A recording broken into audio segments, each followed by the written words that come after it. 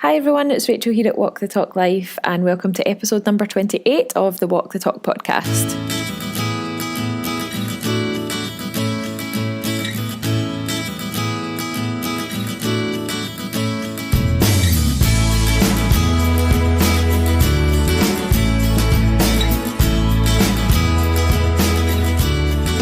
So on today's episode of the podcast, I had the pleasure of speaking to consultant gastroenterology dietitian Kirsten Jackson from the Food Treatment Clinic in Manchester about the subject of Irritable Bowel Syndrome. So for those of you that have listened to the podcast for a while, if you know me from social media or if you've worked with me as a client, you will know that my specialist subject is IBS from a sufferer's point of view. I was diagnosed with Irritable Bowel Syndrome just over 12 years ago and was given some very dodgy advice over the past decade about how to go about fixing my symptoms.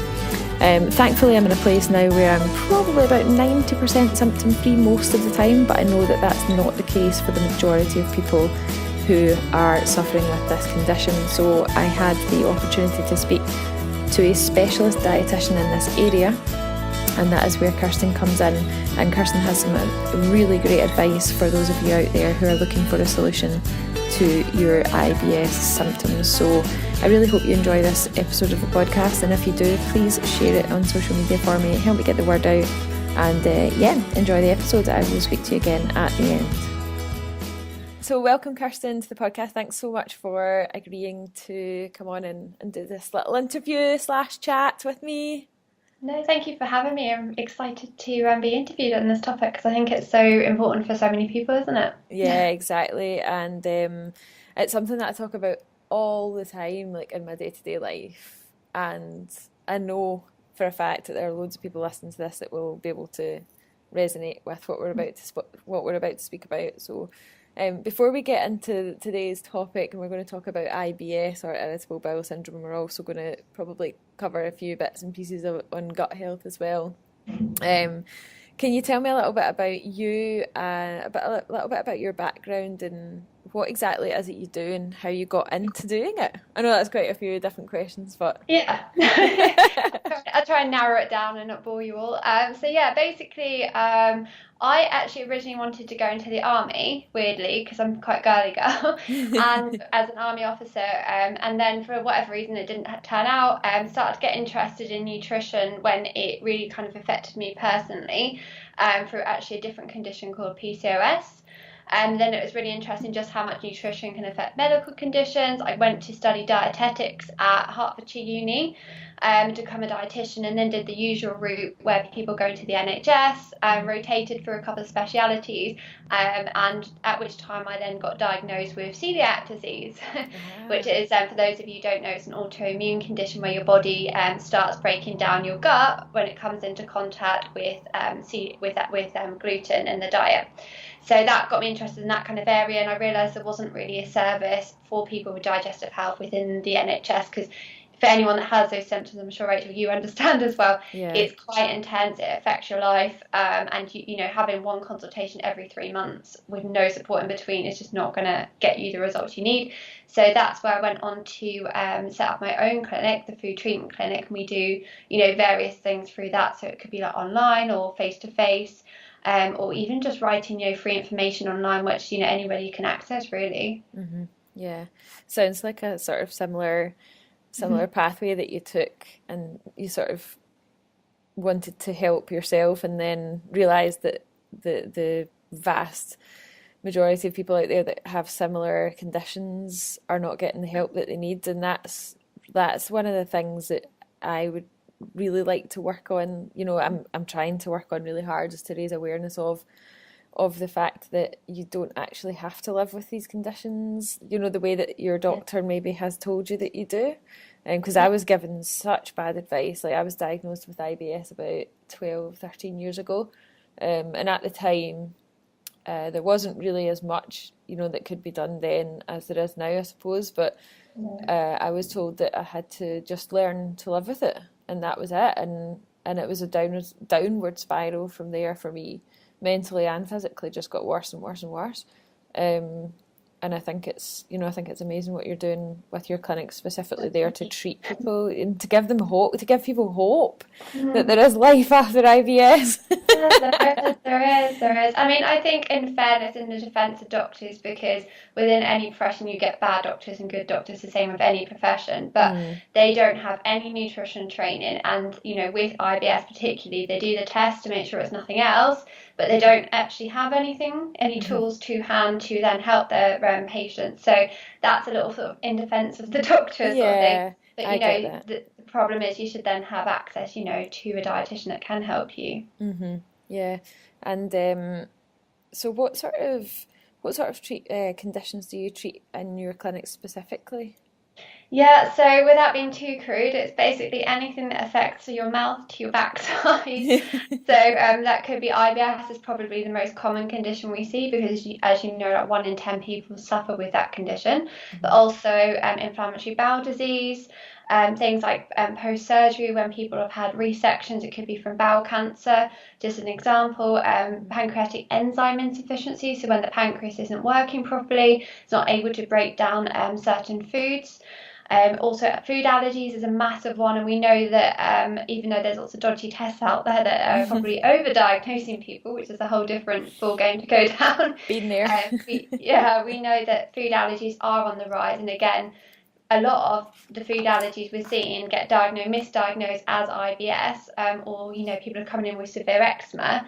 So that sort of thing, and we're getting really good results because we're looking at not just the diet but also the people's lifestyle, their mental health, supplements, probiotics, and really giving them that sort of all-round holistic care, not just here's a diet sheet and off you go, good luck. It's about making it specific to that person, and that's where people are going to get the help they need. Perfect.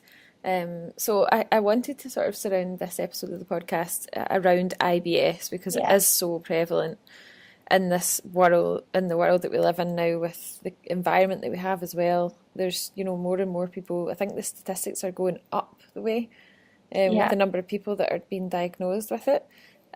So let's have a talk about irritable bowel syndrome. What exactly is it? So there is a really sciencey definition, which I'm not going to bore you with today. But go on, bore me with it. So basically, IBS is a common condition that we know affects the digestive system.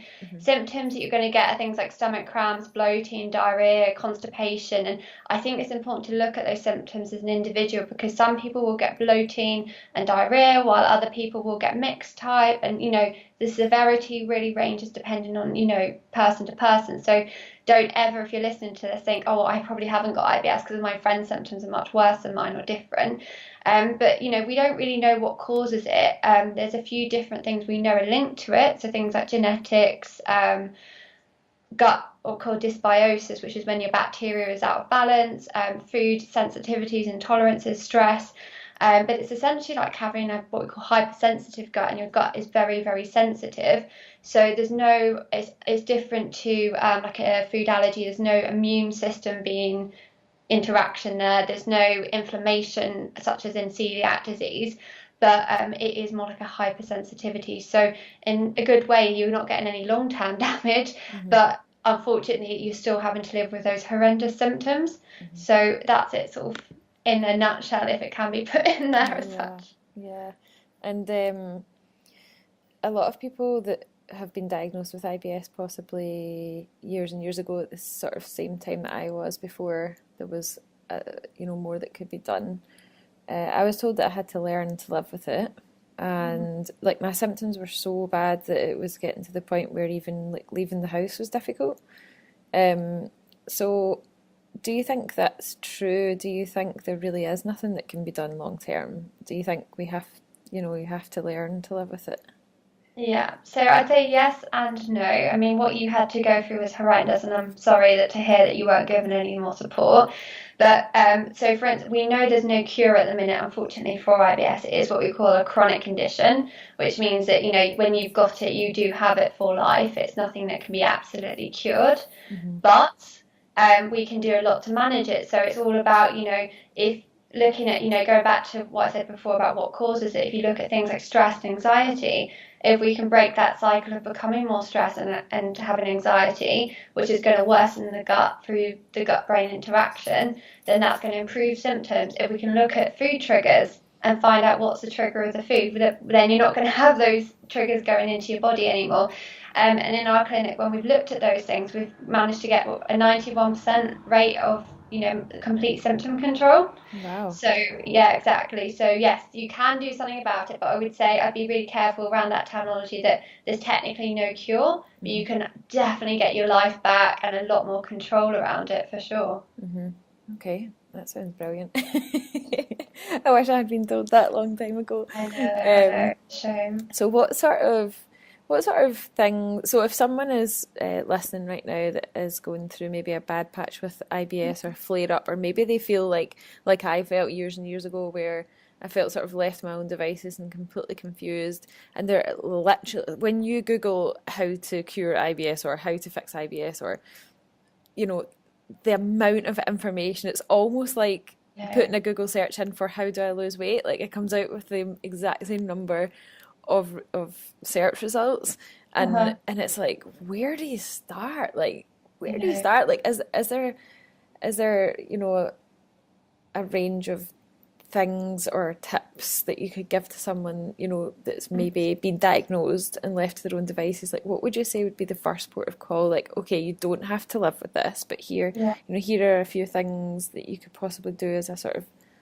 starting point to Yeah, definitely. So, yeah, there's loads of things, and I think it really depends on what's going to be causing this is where it gets complicated. So, number one, do not go and Google things, because the amount of crap basically that is out there, and I did laugh the other day, I seen a mug that says, do not compare your Google search with my dietetics degree, because there is so much rubbish out there, and unfortunately, within the nutrition environment in general, people seem to think because they eat that they have like an understanding of nutrition, when actually it's a good 4-year degree. So please don't go on there, because if you're having symptoms, you're going to be really confused anyway, you're going to be quite upset, it's going to be taking over your life, and then to go into Google and be told to avoid all these foods that have actually got no scientific basis behind them at all, it's just going to add to that complete anxiety and stress and frustration. So that's what you can't do, but what you can do, I would definitely suggest keeping a food diary over a good at least 7 days. And in that diary, I want you to write down things like your stress levels, what you were doing that day, exercise, sleep patterns, fluid intake. It all affects the gut, and this is what we do in our clinic as well. And as I said, look to see where things are going out. Are you maybe missing breakfast a couple of days a week? So we know regular meals at breakfast, lunch and dinner is really important for gut health. Are you managing, at least 5 portions of fruit and veg? And I know fibre is a bit of a dodgy subject in IBS, because a lot of people with IBS think they need to avoid it. Actually, fibre, it helps you go to the toilet, and it's actually good for both diarrhea and constipation type symptoms.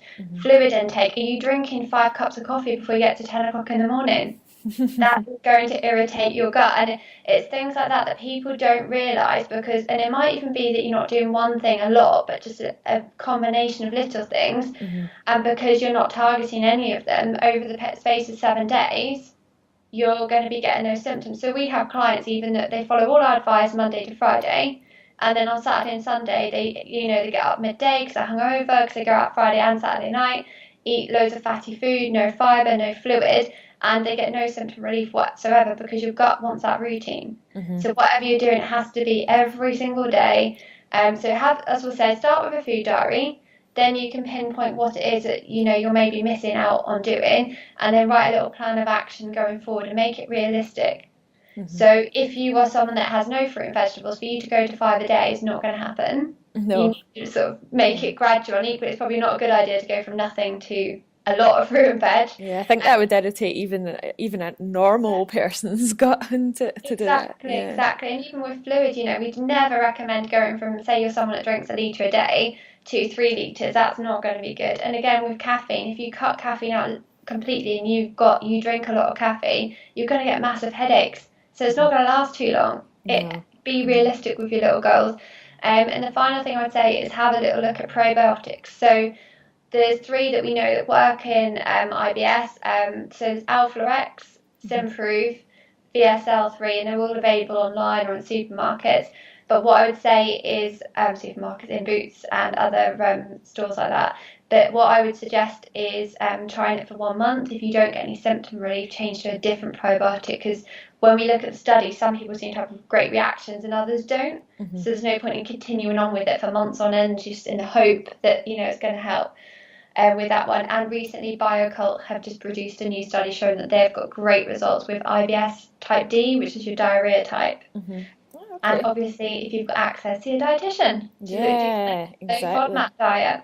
Yeah, I wish I had back in the day before I went on the low FODMAP diet that lasted about 4 years. I don't know if I told you about that. Yeah, exactly. No, we're seeing that all the time. Do not go on the FODMAP diet without a dietitian, because you'll end up with nutritional deficiencies, malnutrition, and just more confused, because the reintroduction process is really quite complex. So you need a dietitian to talk you through that. And, with what you said, Rachel, typically we see it all the time.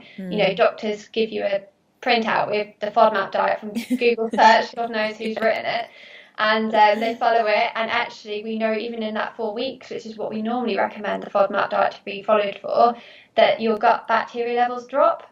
So actually, even in that 4 weeks, it's something that we then address after the 4 weeks. But imagine being on for 4 years, where your gut bacteria is at the end of that 4 years. So it's something, and we know that gut bacteria is linked to mental health, the immune system. So it could potentially be doing you quite a lot of damage. Yeah, I genuinely believe that the fact that I spent so long on a low FODMAP diet has contributed to a lot of things that have happened to me in the past few years, but anyway, that's for another day. So I actually wanted to touch on this subject, and I had forgotten about it until you mentioned it actually there, and I'm glad you did. And it might be a bit of a sort of not in a ranty way, but it's something that I tried everything, like I said before. I used to Google it, and I tried everything, and I spent, I don't even want to think about how much money I spent, probably thousands on different things, none of which had an effect. And I also spent quite a lot of money seeing nutritional therapists. Oh no. And, it's, all these supplements that I was recommended to buy, hundreds of pounds. Mm-hmm. What are your thoughts on... how can I word this? I know. So I know for a fact, and I have, I see clients all the time in my PT business with IBS that have been told, take this supplement or go and see these nutritional therapists now. You're talking thousands to see these types of people sometimes. What are your thoughts on the nutritional therapy world? Let's just get that out there. Am I allowed to swear? Yeah, of course you can. I'm surprised I haven't yet. So we've got a terminology, I suppose, like going around the nutrition world of people who are qualified to do what they do. And I would say nutritional therapy is basically what we call nutribolics. It is, it's great. It's great hashtag if anyone wants to search that. But basically, in fairness to these people, I think they have the training and they genuinely believe they're helping people. And some people do get the help because there is a massive placebo element. Mm-hmm. So if you go into a fancy clinic and you're spending hundreds of pounds on supplements, you're going to think, this is definitely it. And you think about the gut and the brain relationship. If you genuinely believe that that's the case, then you probably will get some benefit. But from a professional point of view, it's just so awful, because these people who are getting preyed upon, I don't mean to sort of put you guys down when you're, because I've been there myself, but you're just so vulnerable. You will just pay and do anything just to get symptom relief because your life is being ruined. And these people, they're putting people on nutritional supplements, which they actually get more money from. So it's all a money racket. There's no scientific evidence at all around them, like little to none whatsoever. And even if there is, they'll start to confuse the public by drawing on scientific articles which are done in rats or something, that kind of thing. It makes it look like it's more legit, and it's not. And it's just, I don't know, it just really winds me up. So I could probably go on and rant about it all day. So, but they've got the marketing skills. They look really fancy, so it looks, and you think, and then afterwards, a lot of people end up in my clinic. And I spend hours trying to get them off these supplements that are, just doing their body no good whatsoever. And really, for gut health, apart from a probiotic, and even then you don't need it forever, it's 12 weeks and there's only specific ones that we know help, there isn't really any supplements that you need. You can get what you need from your diet. Yeah. So it's just really not, and they do all these tests as well, these allergy tests, and Yeah, I had one of those allergy tests, and again, this is a question that I get asked a lot as well.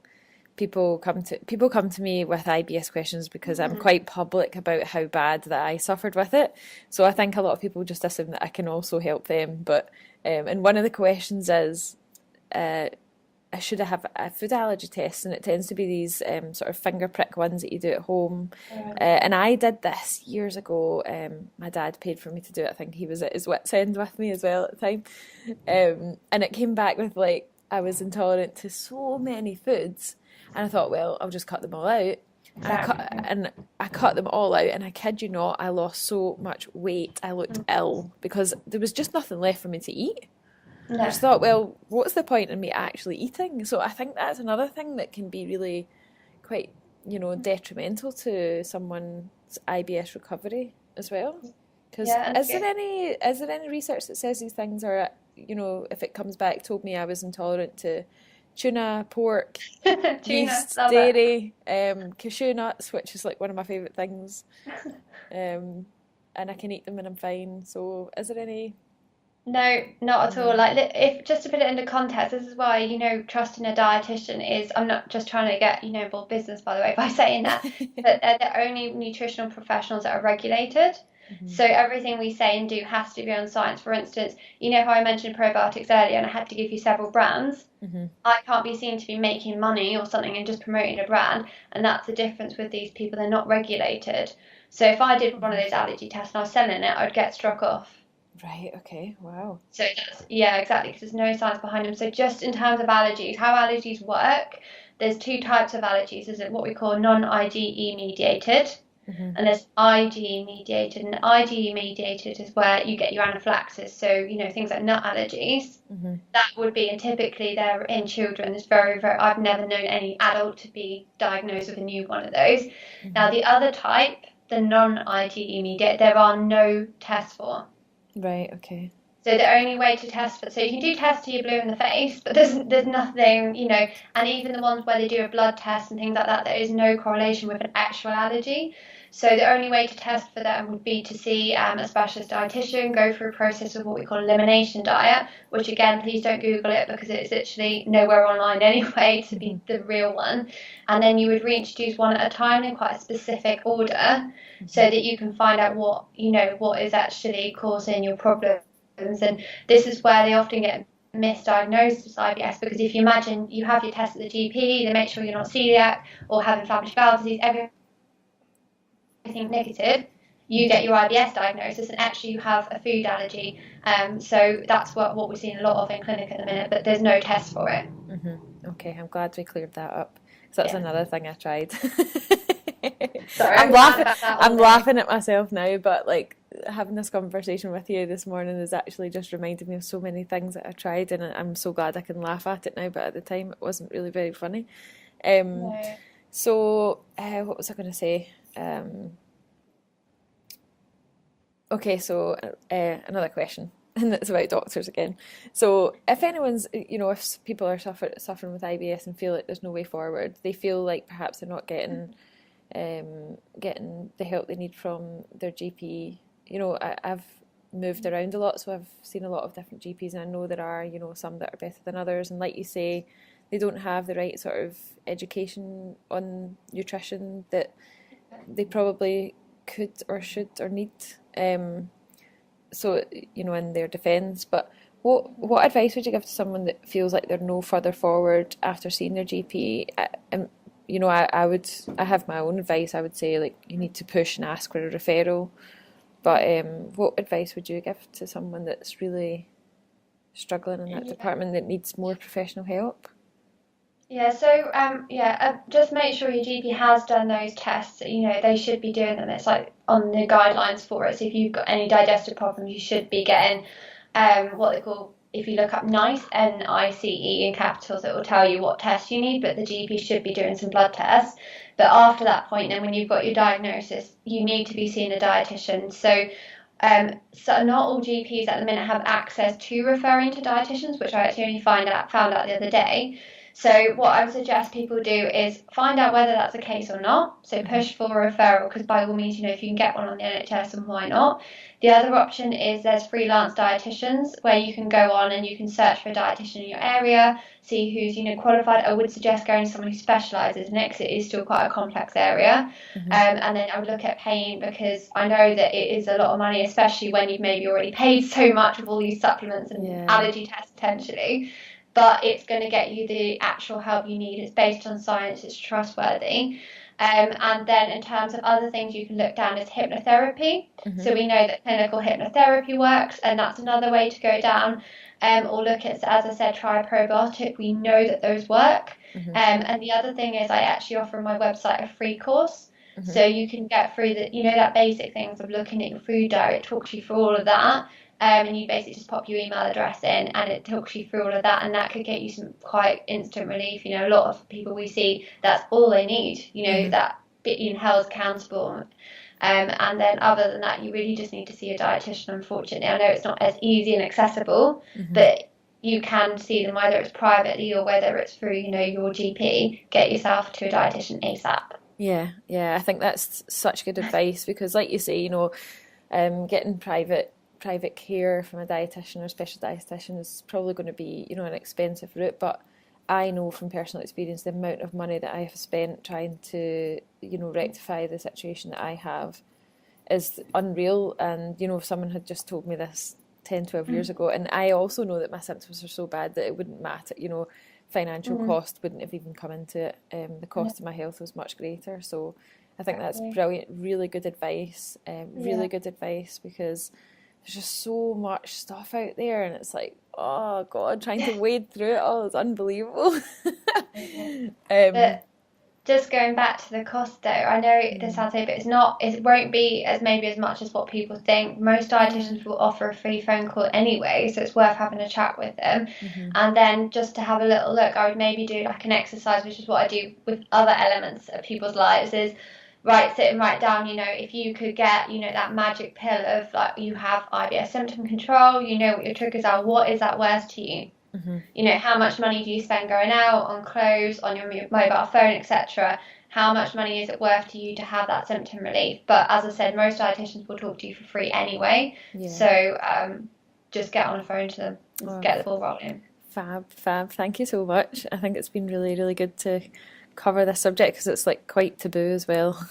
Not many people like to talk about it. You have put together a little freebie download for this episode of the podcast. And I'm going to put a link to that in the show notes. Can you tell me a bit more about it? Yeah, so I've kind of just gathered together the top 10 tips for IBS. So it's all things, as you mentioned quite a lot in this episode really, about what you can do for yourself. And so all of those 10 tips are sort of things I use all the time. There's based on science. You can do it yourself. You don't need, the help of anyone. So it's for you to get, help and on your way to feeling a bit better sort of in the next week rather than waiting. So yeah, download it. It's free. Fab. Go wild with it. Yeah, that's great. Thank you so much. I'll make sure, like, if you're listening and you want to download that from Kirsten's website, I will put the link in the notes so that you can just scroll down on iTunes right now and click on the link, but not yet. Stay here to the end. So, Kirsten, where can people find out more about you and more about what you do? If someone's sitting there going, right, I need to sort my life out, and I want to speak to Kirsten. So there's a couple of options. So basically, you can go onto my website. It's probably the easiest thing. So it's www.thefoodtreatmentclinic.com, or I'm just looking at my Instagram because those people get contact with there, but I never remember the name too. Oh no, it's really bad, isn't it? I'm a much better dietitian than I am at technology, I promise. So it's just the Healthy Gut Dietitian on Instagram. So again, looking at how you can help yourself without even working with other people. I put loads of information up on there.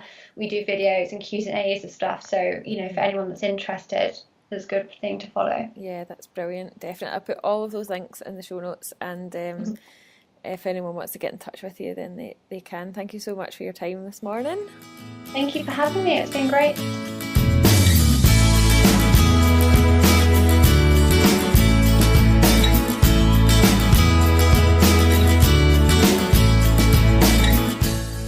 So a big thank you again to Kirsten there from the Food Treatment Clinic in Manchester for her amazing interview and chat about IBS. I hope that gives you a bit more hope if you're sitting there possibly suffering with this condition and you felt like your doctor's maybe given up on you, or you just don't feel like that you'll ever get anywhere with it. I hope it's giving you some hope that you will. I promise you, I was there too. I honestly believed that I had to learn to live with it and that was going to be it. But there is so much now that can be done, so please reach out and download those free tips that Kirsten has on her website. You'll find the link to that in the show notes. It's been a pleasure again. I hope you've enjoyed this episode. Please leave me a review if you're on iTunes right now. Please just scroll down your little page on your phone and leave me a 5-star review, and then share this on social media. I would really appreciate it. Always use the hashtag #WalkTheTalkLive and I will be able to find your post. Thanks again everyone. Take care, and I will see you on next week's episode.